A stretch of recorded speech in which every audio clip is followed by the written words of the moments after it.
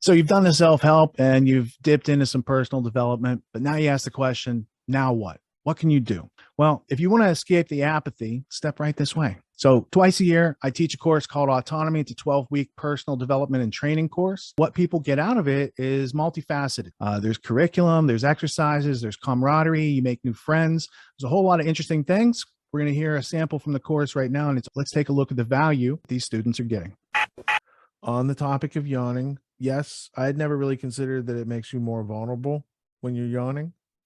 There's some interesting studies on when one person yawns, other people then yawn. And there's interesting studies on people who don't yawn in the presence of other people who yawn, right? And then from an anthropological aspect, what I was taught back, it's probably 30 years ago, was that in primates, yawning is one of the steps of engagement, of standing your ground. Yeah, so it's interesting. It's posturing.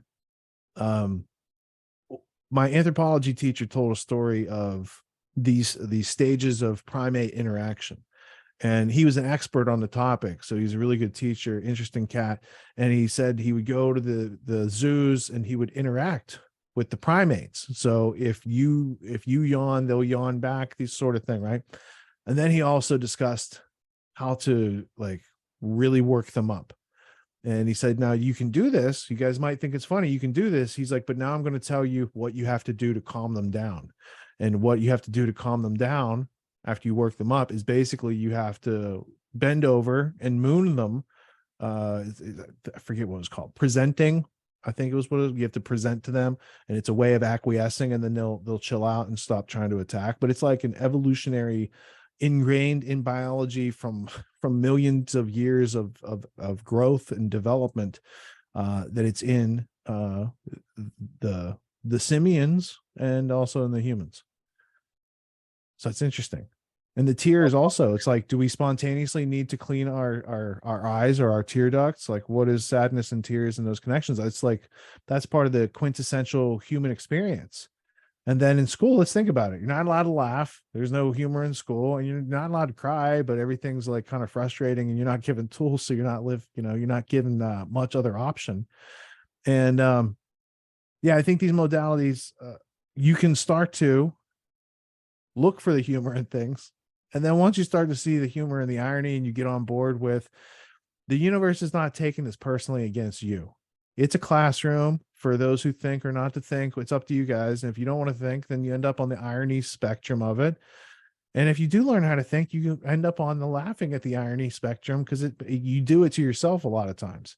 Oh, I spilled this. Okay, am I going to throw a tantrum and yell and act like a little kid, or am I going to laugh about it and be like, oh, well, I guess I got to get more paper towels or whatever the situation. Sponsored by Bounty, that spill sponsored by the picker upper.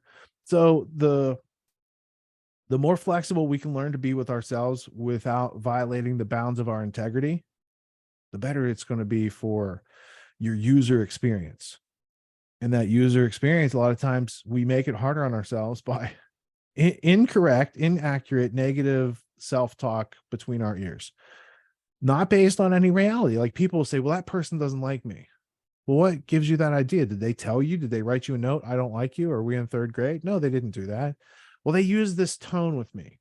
Well, did you know that person's going through X, Y, Z? Like, it doesn't have anything to do with you, and you're taking it personally when you don't need to. And how many times a day is that stacking up in your life? And then you're carrying that all with you. And it's like, that does not go to the top of the mountain. That's actually keeping you at base camp. So everyone's doing some kind of self-help these days, and you can find a million self-help courses out there. Most other courses out there are hosting lectures. They're hosting videos. They're maybe even doing Q&As. And these are great starting points to encourage learning. But at AUTONOMY, we believe that hands-on practice is the best way to really lock in what we're learning. There's no better way to gain confidence and mastery than through action. After each lecture, we practice the concepts we've learned with other students, giving and receiving feedback in a non-judgmental environment. The result is mastery of concepts like entrepreneurship, ethical sales, and self-reliance in an environment that directly translates to the real world. Plus, you make connections with other like-minded individuals who are learning right alongside you, and you have a lifetime membership in the community. The Autonomy course with Richard Grove equips you with confidence, competence, and courage in a world filled with confusion and noise. You can learn more at getautonomy.info.